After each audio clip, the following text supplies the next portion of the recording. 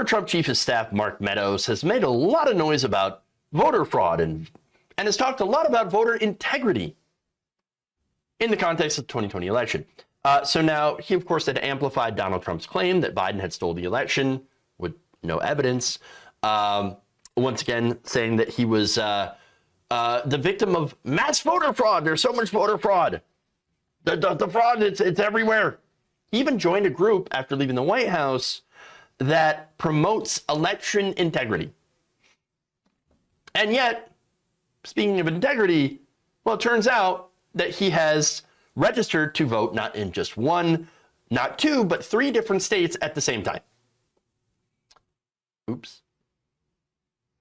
After exiting the White House, Meadows took a position as a senior partner at the Conservative Partnership Institute, which promotes election integrity efforts, and gave a speech at CPI's Election Integrity Summit in Atlanta on February 19th. Just 3 weeks later, according to records obtained by the Washington Post, Meadows and his wife Deborah submitted registrations to vote in North Carolina, all while being registered to vote both in Virginia and South Carolina. The overlap lasted about 3 weeks, according to the Washington Post, and it might have continued if revelations about Meadows' voting record had not attracted scrutiny in North Carolina. Meadows is still registered in Virginia and South Carolina. He and his wife no longer are registered to vote in North Carolina. Now, as I mentioned, Meadows was the keynote speaker at the CPI Election Integrity Summit in Atlanta. Here's what he said, quote, "What you're doing is investing in the future of our country and making sure only legal votes count."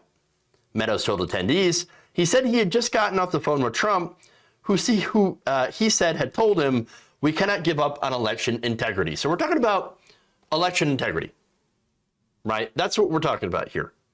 So now, about 3 weeks after that speech, the New Yorker reported that Meadows had registered to vote at a home where he did not reside. Well, that doesn't seem to be a hallmark of integrity. Registering to vote at a place that you don't even live and have never even visited. Well, that seems like voter fraud to me.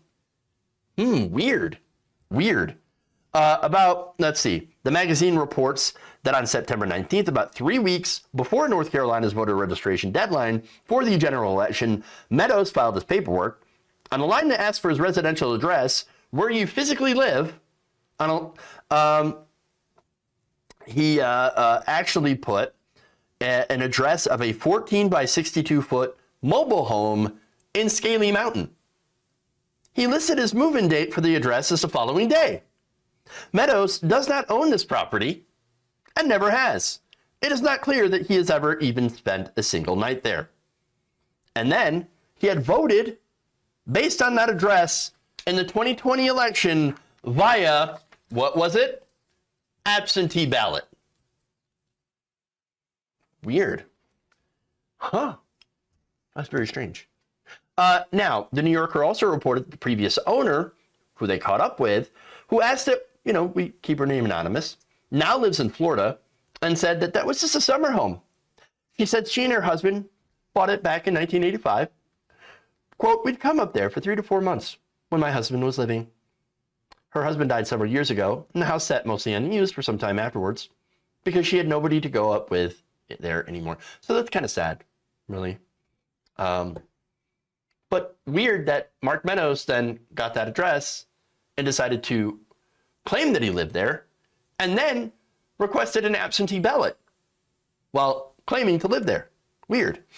So now, as far as the overlap in the voter rolls, so now there's another component to it, right? So it's actually not unusual for voter rolls to overlap as people move. Mark Meadows had moved. Okay. Now, let's see. So what most people, when they move, they generally don't bother to terminate their voter registrations when they move. But Meadows and CPI are apparently very concerned about people not terminating those registrations. Very interesting. In fact, the organization's Citizen Guide, which apparently he did not read, urges activists to determine that the registrations of their neighbors are legal by checking on whether voters have moved or if their registrations are P.O. boxes, commercial addresses, or vacant lots. And then obtaining evidence, photos of commercial buildings, vacant lots, and securing affidavits from current residents that a registered voter has moved. So Mark Meadows is a hypocrite. Oh, I mean, of course, right? Not following the organization, the guidelines of the organization that he now works for. But honestly, that's pretty expected as Republicans. You don't really find that surprised. Okay. All right. Yeah. Not surprising at all. Also not surprising that he is under investigation for voter fraud, which is interesting. Now, the state cited the fact that Meadows had voted in Virginia during the 2021 gubernatorial election that elected Republican Glenn Youngkin. Meadows and his wife had registered to vote in the state in September. His and her voter registration applications show, even though they were still registered to vote in North Carolina. It's always funny when you find them breaking their own rules. I mean, it really shows you how little they actually care about voter integrity. And really, when it comes down to it, they really care mostly about how to prevent black people from voting. Generally. Because at the end of the day, not just black people, but black people, students, the elderly, disabled, people that are more likely or considered to be more likely to vote for Democrats are the very people that they try to discourage from voting by making, of course, it more difficult to vote. Not impossible, but difficult.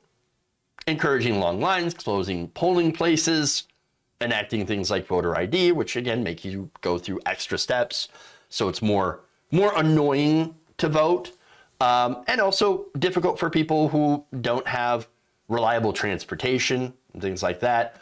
I love the argument that right-wingers use. It's like, oh, you think black people are just stupid to go out and register to vote? No, it's an issue of resources. Do they have vehicles? Can they get time off work to go and get that voter registration? Are there ways to get voter registration easier in their states, or have those been blocked? Things like that. And so those are considerations that Republicans conveniently ignore, and they do so on purpose, because at the end of the day, Paul Weyrich put it best when he said, I don't want everyone to vote. Because quite candidly, our success in the elections goes down as the voting populace goes up. Meaning they know that if more people vote, they don't win. Simple as that.